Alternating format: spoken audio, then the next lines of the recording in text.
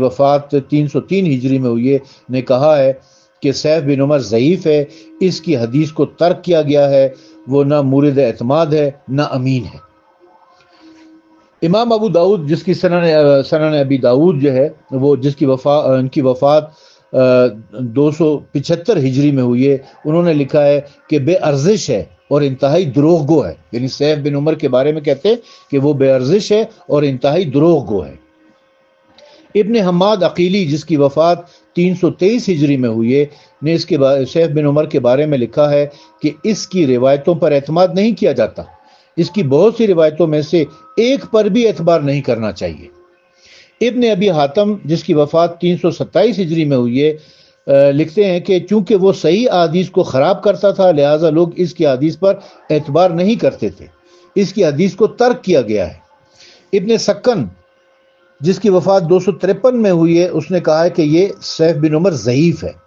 ابن حبان جو صحیح ابن حبان کے مصنف ہیں جن کی وفات 354 ہجری میں ہوئی ہے، انہوں نے لکھا ہے کہ یہ سیف بن عمر اپنی جعل کی گئی حدیثوں کو کسی موثق شخص کی زبانی نقل کرتا تھا۔ مزید کہتا ہے کہ سیف پر زندیق ہونے کا الزام ہے اور کہا گیا کہ وہ حدیث گڑھ کر اپنے موثق افراد سے نسبت دیتا تھا۔ دار قطنی جس کی وفات 385 ہجری میں ہوئی ہے اس نے لکھا ہے کہ سیف بن عمر ضعیف ہے اور اس کی حدیث کو ترک کیا گیا ہے۔ حاکم نشا پوری بڑے مشہور محدث ہیں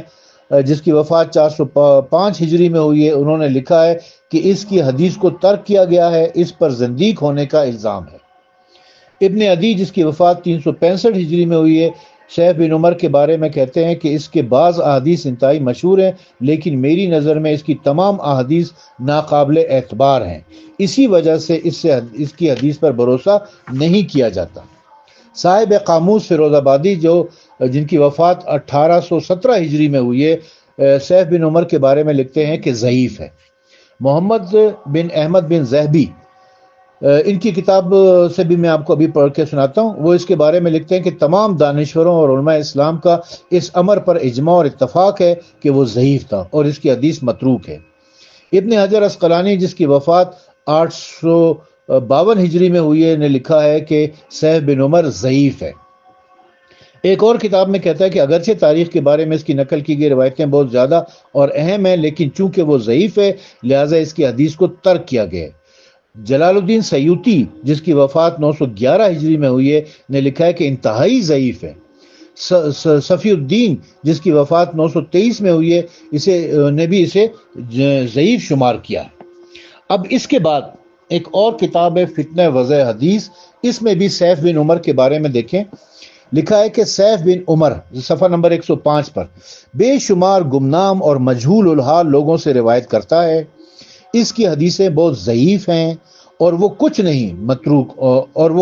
ہے متروک ہے، حدیثیں گڑھتا تھا، ساقط المرادیہ ہے، معتبر اور ثقہ لوگوں سے منسوب کر کے من گڑھت احادیث روایت کرتا تھا، اس کی زیادہ حدیثیں منکر ہیں اور وضع اور زندقت کے ساتھ معتمم ہیں۔ میزان الاعتدال وغیرہ میں اس کے بارے میں لکھا ہوا ہے، وہ میں میزان الاعتدال سے ابھی آپ کو پڑھ کر سناتا ہوں۔ سیف بن عمر ضعیف، متروک، غیر ثقہ اور زندیق تھا، حدیثیں گڑھا کرتا تھا۔